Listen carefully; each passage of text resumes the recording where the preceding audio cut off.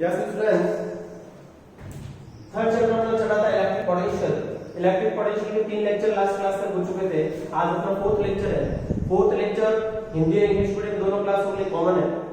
3 derivation अपने इसमें रहे, 3 डेरिवेशन आज अपन करते हैं। चैप्टर तुम्हारा कंप्लीट हो जाएगा। नेक्स्ट अपन कैपेसिटी वाला धारिता वाला चैप्टर स्टार्ट करेंगे। आज का चैप्टर अपना है वो है इलेक्ट्रिक पोटेंशियल एनर्जी।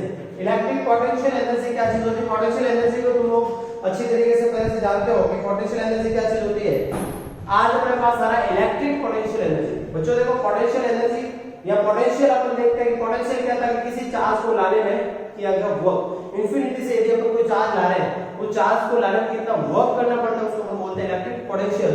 तो यहाँ पे आज अपन क्या करते हैं, एक सिस्टम की बात करते हैं। किसकी बात करते हैं? एक सिस्टम की बात करते हैं कि मैं इंफिनिटी से किसी चार्ज को लाके मैंने यहाँ रख दिया, एक मैंने चार्ज को लाके यहाँ रख दिया, एक मैंने चार्ज को लाके यहाँ, तो एक सिस्टम बन गया। ये मैंने इंफिनिटी से सारे चार्ज लाए, इन चार्ज के कारण ये अपना एक क्या बन गया, एक सिस्टम बन गया। तो इन चार्ज को लाने में और सिस्टम बनाने में जितना मेरे को वर्क करना पड़ा उसको अपन क्या बोलेंगे, इलेक्ट्रिक पोटेंशियल एनर्जी। मतलब सारे चार्ज, दो या दो से ज्यादा चार्ज अपन इंफिनिटी से किसी पॉइंट तक ला रहे हैं, सिस्टम जनरेट कर रहे हैं, सिस्टम बना रहे हैं, तो उस चार्ज को लाने में कितना वर्क करना पड़ेगा, that's called electric potential energy. इसकी डेफिनेशन लिखेंगे, उसके बाद में अपन इसका डेरिवेशन भी करेंगे कि अपना इसका डेरिवेशन क्या है। उससे पहले डेफिनेशन लिखेंगे। हिंदी मीडियम इंग्लिश मीडियम दोनों बच्चों के लिए मैं बोल रहा हूं कि the electric potential energy of A system, the electric potential energy of A system of point charges is defined as the work required assembling this system of charges by bringing them close together as in the system from an infinity distance। Hindi medium वाला definition लिखेंगे इसकी।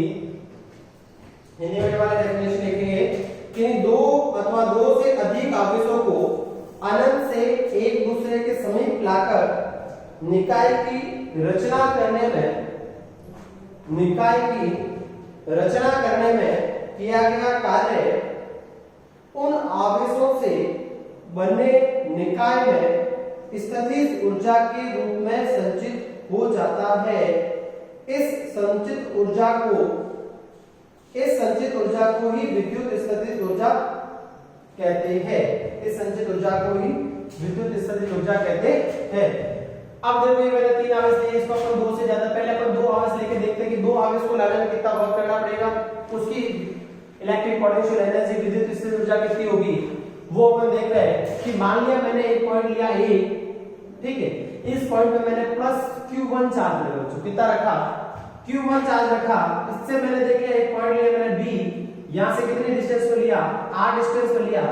इस B point पे मैंने इसकी बात करी, इसका जो पोटेंशियल होगा मान लिया कितना है, V1। बिंदु आवेश के कारण विद्युत विभव कितना है, सब लोग जानते हैं कितना होता है बच्चों विद्युत विभव। V1 इक्वल टू क्या होता है, KQ1 अपॉन R। ये हम सब जानते हैं, equation number first, KQ1 upon R, KQ upon R होता है इलेक्ट्रिक पोटेंशियल पॉइंट चार्ज के कारण, due two point charge electric potential विद्युत विभव कितना था, KQ अपॉन R। ये हम पहले से जानते हैं।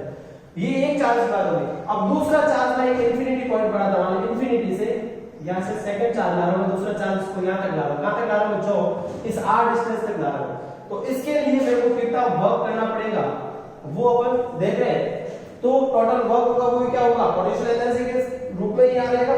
तो यहां पे मैं देखो क्या कर रहा हूं कि इस वर्क को, इस चार्ज को लाने में कितना वर्क करना पड़ेगा। तो अपने पोटेंशियल की डेफिनेशन पता है कि चार्ज को लाने में किया गया वर्क वो क्या होगा, electric potential. V equal to क्या होता है फॉर्मूला, W अपॉन Q। ये हम सब जानते हैं V equal to W upon Q होता है।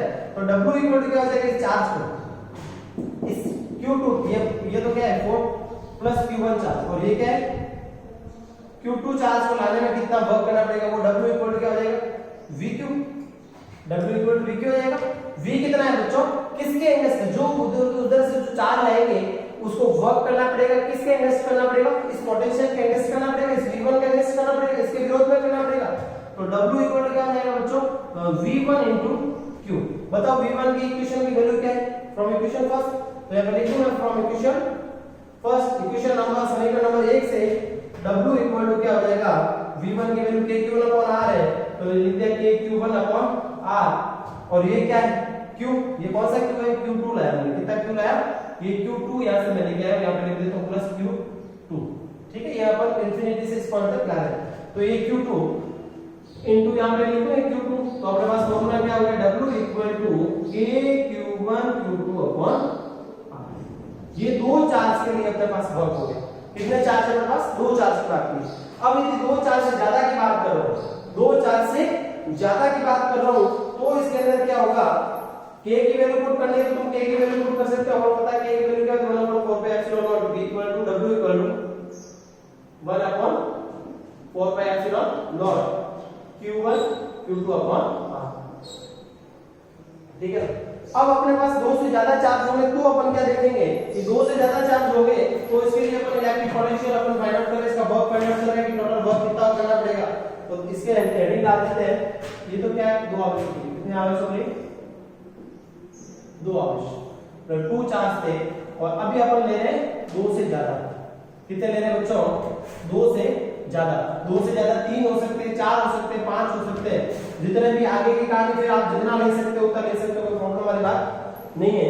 दो से अधिक अपन लिख देते हैं, दो से अधिक आवेश, दो से अधिक आवेश, मोर देन टू चार्ज क्या हो जाएगा, तो मोर देन टू चार्ज क्या हो जाएगा बच्चों।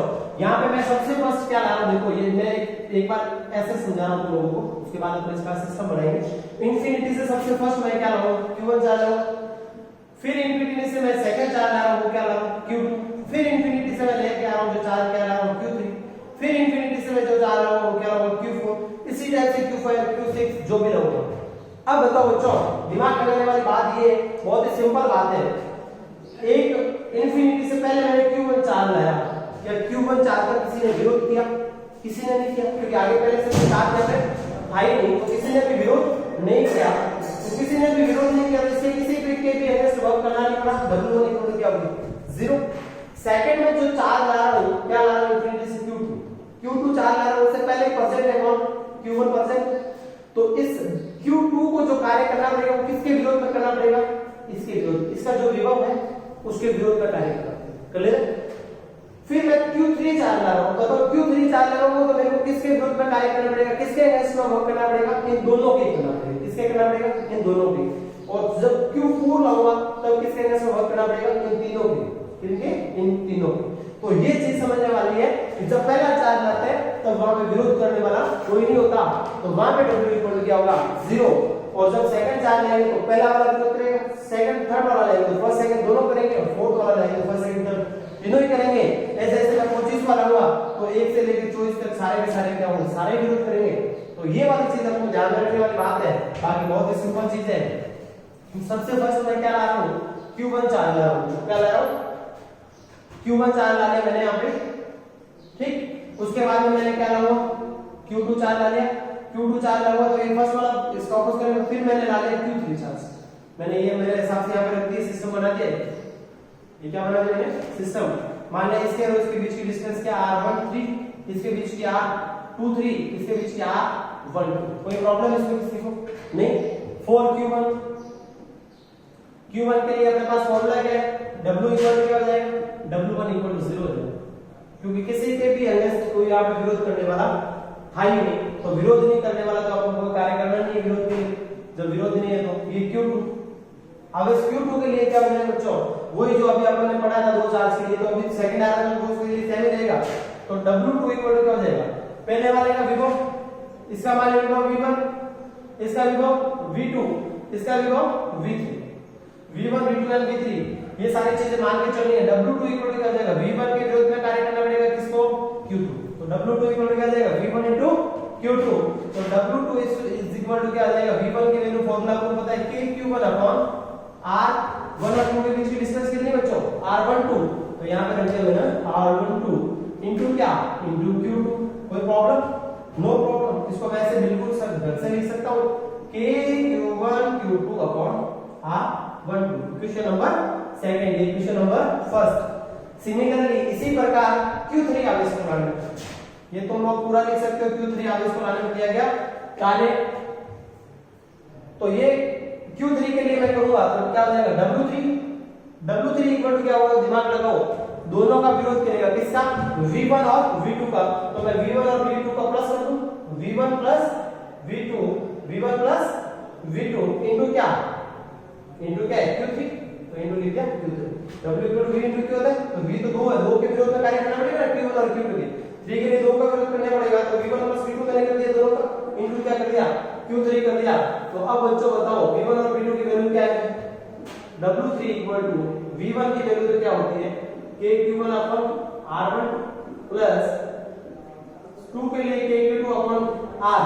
अब देखो R क्या लिए, V2 का विरोध कौन करेगा, V3, ये V3 के लिए विरोध कर रहा है ना, तो इसकी डिस्टेंस कितनी R23, तो इसकी जगह मैं क्या लिखूंगा R23 इनटू क्या है Q3, अंदर क्या कर लो मल्टीप्लाई कर लो, तो W3 इक्वल टू क्या आ जाएगा KQ1 Q3 upon R12 plus KQ2 Q3 upon R23, ये से मल्टीप्लाई संख्या लिख दिया हमने, ये इक्वेशन नंबर आ गया थर्ड। ऐसा भी कुल कार्य ज्ञात करना होगा, कुल वर्क कितना हो जाएगा, टोटल वर्क कितना हो जाएगा बच्चों, और टोटल वर्क के लिए अपन क्या करेंगे, W is equal to W1 plus W2 plus W3 plus W25 जितने भी हुए। तो अब आपने सबकी वैल्यू क्या है, from equation first second third जो भी है, ठीक है। तो W इक्वल टू W1 की वैल्यू क्या 0, W2 की वैल्यू क्या है, W2 की वैल्यू ये पढ़ो KQ1 Q2 upon R12, W3 की वैल्यू है KQ1 Q3 upon R12 plus KQ2 Q3 upon R23, ऐसे ऐसे जो भी होगा आगे का आगे प्लस होता रहेगा। कॉमन क्या है बच्चा, कॉमन आगे K क्या आ गया, K कॉमन आ गया, अंदर क्या बचा Q1 Q2 upon R12 plus Q1 Q3 upon R, sorry ये R13 आएगा ना बच्चा, क्योंकि 1 3 का विरोध कर रहा है, तो R13 डिस्टेंस है, इसको मेंशन कर देना R13, ठीक है, ये R13 plus KQ2 Q3 upon R23, ये अपने पास वैल्यू आ गई किसकी बच्चों, ये वैल्यू आ गई W टोटल। ये 2 से ज्यादा आवश्यक है, ऐसे ऐसे 2 से ज्यादा 4 होगा तो चौथे आवश्यक के लिए दूरी लिख देंगे, 5 आएगा तो 5 के लिए दूरी लिखेंगे, छठे के लिए सिस्टम अपन को बनाना है, जहां आवश्यक है वहां तक की दूरी लेके आगे से आगे अपने से प्लस करते रहेंगे। इस k की जगह की वैल्यू रखना चाहो तो क्या रख सकते हो 1 upon 4 by epsilon not value put कर सकते हो। ये अपने 2 से अधिक आवश्यकों के लिए। यस बच्चों, नेक्स्ट और लास्ट हेडिंग है अपने चैप्टर इसकी कि कितना वर्क डन करना पड़ेगा किसी भी डाइपोल को इलेक्ट्रिक फील्ड में घुमाने के लिए। जैसे मेरे पास ये इलेक्ट्रिक फील्ड है, इसके अंदर अपन क्या रख रहे हैं बच्चों, एक डाइपोल रख रहे हैं, क्या रख रहे हैं डाइपोल। इस डाइपोल को मतलब विद्युत द्विध्रुव रख रहे हैं, विद्युत द्विध्रुव की लंबाई 2l हो गई, ये माइनस q चार्ज हो गया, ये प्लस q चार्ज हो गया। इस डाइपोल को अपन ने रख दिया, इस डाइपोल को रोटेट करवा रहे हैं अपन, क्या कर रहे हैं रोटेट करवा रहे हैं, अंदर घुमाने में कितना कार्य करना पड़ेगा, कितना वर्क डन करना पड़ेगा वो अपन करना फाइंड आउट करना है। तो हेडिंग डाल सकते हो work in rotating electric dipole in electric field, विद्युत क्षेत्र में विद्युत द्विध्रुव को घुमाने में किया गया कार्य, ये अपनी हेडिंग है। तो इसके अंदर ये इलेक्ट्रिक फील्ड है, इलेक्ट्रिक फील्ड को अपन विद्युत क्षेत्र को किससे लिखते हैं, ई से लिखते हैं, कोई प्रॉब्लम वाली बात नहीं।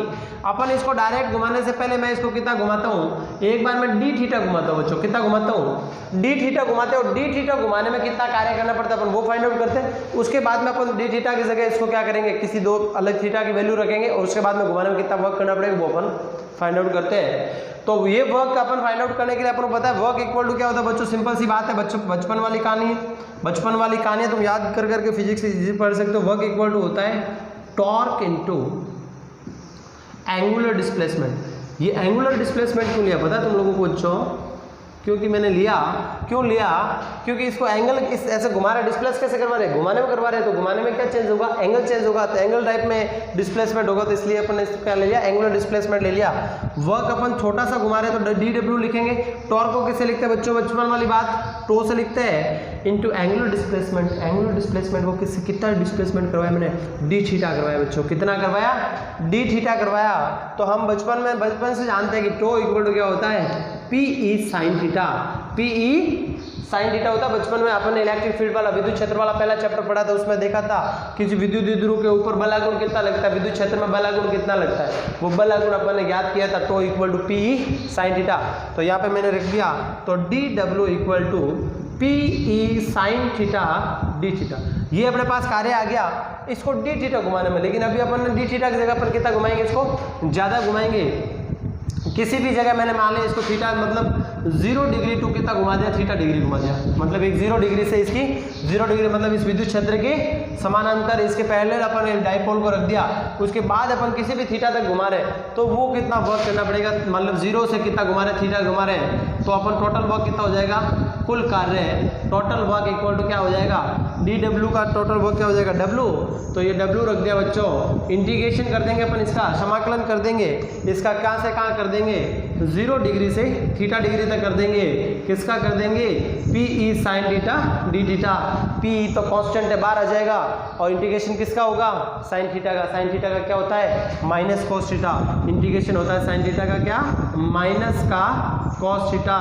ये कहाँ से कहाँ, 0 डिग्री से theta degree, upper limit minus lower limit. अपन लोअर लिमिट 0 रखेंगे तो cos 0 की वैल्यू 1 होती है, तो इस माइनस को हटाने के लिए मैं बाद वाला पहले लिख दूँ, पहले वाला बाद में लिख दूँ तो माइनस हट जाएगा। तो यहाँ पे ये कहाँ लिख दूँ, cos 0 पहले लिख दूँ और माइनस करके cos थीटा लिख दूँ। किसी को कोई दिक्कत बच्चों नहीं होनी चाहिए।